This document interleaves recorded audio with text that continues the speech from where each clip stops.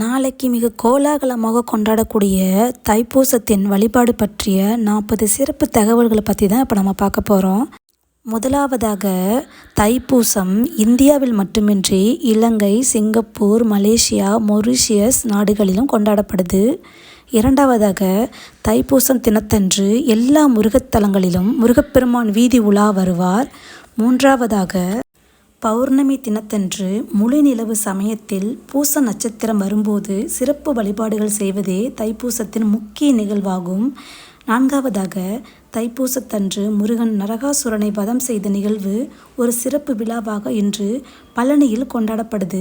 ஐந்தாவதாக, ரணியவர்மன் என்னும் மன்னன் சிதம்பரத்துக்கு வந்து நிறைய திருப்பணிகள் செய்தான். அவன் நடராஜ பெருமானை ஒரு தைப்பூச நாளில்தான் நேருக்கு நேர் சந்திக்கும் பேற்றை பெற்றான். ஆறாவதாக, சிதம்பரத்தில் நடராஜர் உமாதேவியுடன் ஆனந்த நடனமாடி பக்தர்களுக்கு தைப்பூச தினத்தன்றுதான் தரிசனம் கொடுத்தார். ஏழாவதாக, தேவர்களின் குருவான பிரகஸ்பதியின் நட்சத்திரம் பூசமாகும். எனவே தைப்பூச தினத்தன்று குரு வழிபாடு செய்வது மிகுந்த பலனை தரும். எட்டாவதாக, தைப்பூசத்தன்று பழனிக்கு காவடி எடுத்து வரும் பக்தர்கள் வழிநெடுக முருகனை நினைத்து பாடியபடி வருவதை வழக்கத்தில் வைத்திருந்தனர். அந்த பாடல்கள் காவடி சிந்து என்று அழைக்கப்பட்டன. ஒன்பதாவதாக, தைப்பூசத்தை முன்னிட்டு ஈரோடு மாவட்டம் கொடுமுடியிலிருந்து காவிரி தீர்த்தம் எடுத்து தீர்த்த காவடியாக வருவதை கொங்கு மண்டல மக்கள் மிகவும் சிறப்பாக நினைக்கிறார்கள். பத்தாவதாக, முருகப்பெருமானின் அருள் பெற இருக்கும் விரதங்களில் தைப்பூச விரதமே முதன்மையானதாக கருதப்படுது. 11ஆவதாக, தைப்பூச தினத்தன்று குழந்தைகளுக்கு காது குத்துவது, கல்வி கற்க தொடங்குவது, கிரகப்பிரவேசம் செய்வது சிறப்பானதாக கருதப்படுது. 12ஆவதாக, தைப்பூசத்தை முன்னிட்டு சென்னை மயிலாப்பூர் கபாலீஸ்வரருக்கு தேன் அபிஷேகம் செய்யப்படும். 13, தைப்பூச திருநாளில் தொட்டதெல்லாம் துலங்கும் என்றொரு பழமொழி உண்டு. 14, தைப்பூச தினத்தன்று சிவாலயங்களில் வழிபாடு செய்தால் கணவன் மனைவி இடையே அன்பு அதிகரிக்கும், பிரியாத வரத்தையே பெறலாம். தைப்பூசம் முருகனுக்கு செய்யும் சிறப்பு விழாவாகும். அன்றுதான் முருகன் வள்ளியை மனம் புரிந்து கொண்டார். 16, சூரனை அழிக்க பார்வதி தன் சக்தி ஆற்றல் அனைத்தையும் திரட்டி ஒன்று சேர்த்து வேலாக மாற்றி அந்த சக்தி வேலை முருகனுக்கு அளித்த நாள் தைப்பூசம்.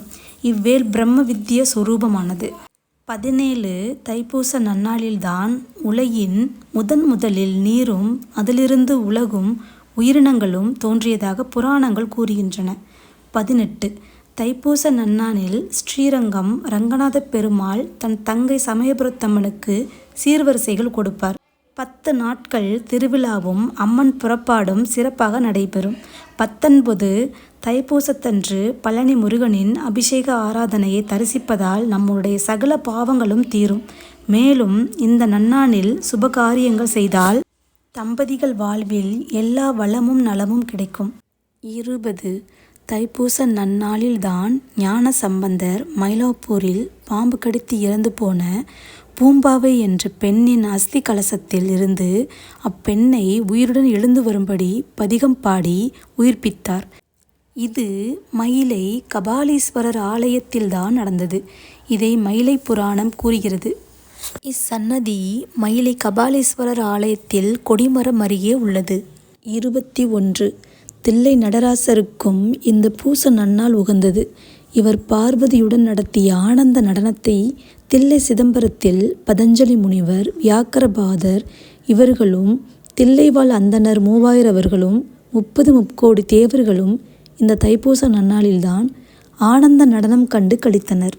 22, குளித்தலை கடம்பவனநாதர் ஆலயம் வடக்கு நோக்கிய நிலையில் அமைந்துள்ளது. சப்த கன்னியருக்கு ஒரு தைப்பூச நன்னாளில்தான் இங்கு ஈசன் காட்சியளித்தார்.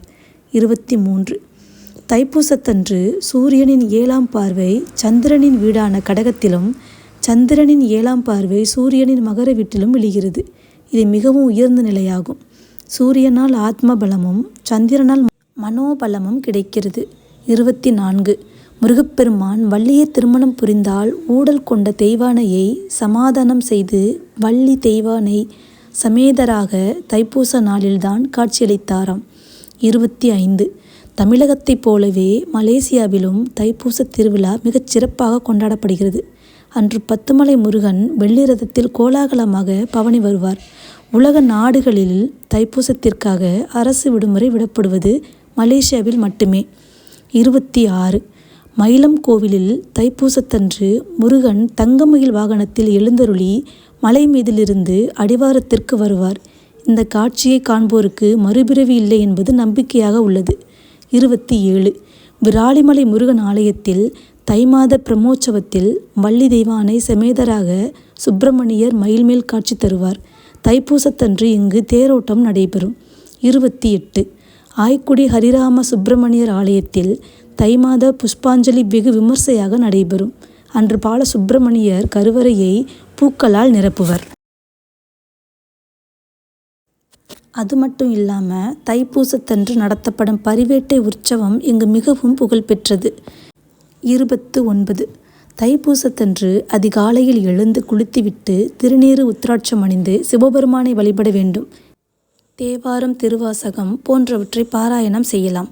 உணவு உண்ணாமல் 3 வேளைகளில் பால் பழம் சாப்பிடலாம். மாலையில் கோவிலுக்கு சென்று சிவபூஜையில் பங்கேற்று சிவனை தரிசித்து விரதத்தை நிறைவு செய்யலாம். 30 நாகை மாவட்டம் பொறையாறில் உள்ள குமர கோவிலில் தைப்பூச நன்னாளில் முருகப்பெருமானுக்கு சந்தனம், குங்குமம் மற்றும் விபூதியால் அபிஷேகம் செய்வது, அதனை தரிசிப்பதும் சிறப்பு என்கின்றனர். 31 நாகர்கோவிலிருந்து சுமார் 15 கிலோமீட்டர் தூரத்தில் உள்ளது வள்ளிமலை. வள்ளிமலை முருகப்பெருமான் திருமணம் செய்த தலம் என்று இது சொல்லப்படுகிறது. அந்த நாள் தைப்பூச நன்னாள் என்றும் கூறப்படுகிறது. 32 கும்பகோணத்திலிருந்து தென்கிழக்கு 7 மைல் தூரத்தில் உள்ளது திருச்சேரை திருத்தலம். இங்கு காவேரி ஆனவள் ஸ்ரீமன் நாராயணனை நோக்கி தவம் இருந்தாள். அவள் தவத்தை போற்றி பெருமாள் அவளுக்கு காட்சி கொடுத்து அருளினார். அந்த நாள் தைப்பூச நன்னாள் என்று புராணம் கூறுகிறது. 33 இலங்கையில் நல்லூர் என்னும் திருத்தலத்தில் உள்ள முருகன் ஆலயத்தில் வேலாயுதத்தை கருவறையில் எழுந்தருளச் செய்து அதை முருகப்பெருமானாக கருதி வழிபடுகிறார்கள். வேலில் இருபுறமும் வள்ளி தெய்வானை காட்சி தருகிறார்கள். இங்கு தைப்பூச விழாவை மிகச் சிறப்பாக கொண்டாடப்படுவர். 34 மலேசிய நாட்டில் தலைநகர் கோலாலம்பூரிலிருந்து வடக்கே 13 கிலோமீட்டர் தூரத்தில் உள்ளது 10 குகை என்னும் இடம். இந்த குகை கோவிலில் முகப்பில் 42.7 மீட்டர், அதாவது 141 அடி உயரமுள்ள முருகப்பெருமான் அருள் புரிகிறார். இந்த சிலை அமைக்க 2.5 கோடி ரூபாய் செலவானது.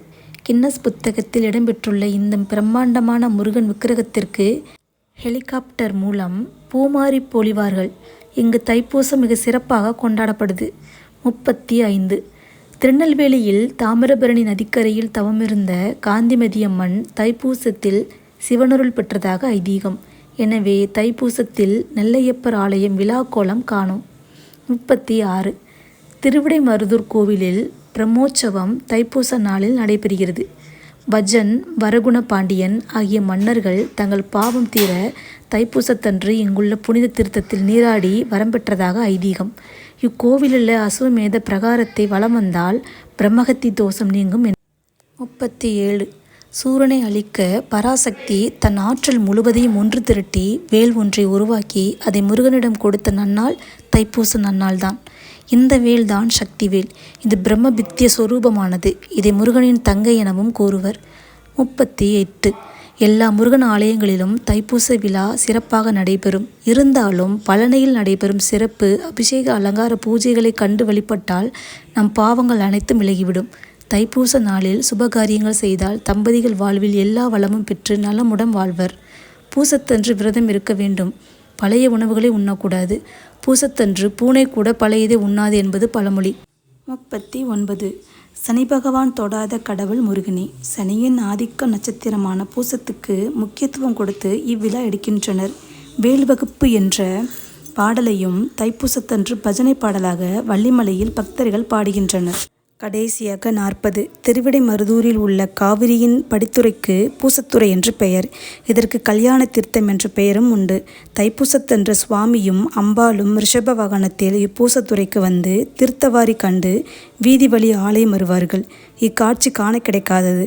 அத்துடன் இப்பூச நன்னாளில் இங்கு 3 நாட்கள் ஆரிய கூத்து நடத்துவார்கள். ஆலயத்தில் அன்று விசேஷ பூஜையும் நடைபெறும். மேற்கூறிய தகவல்கள் அனைத்தும் பயனுள்ளதாக இருக்கும் நம்புகிறேன். நன்றி.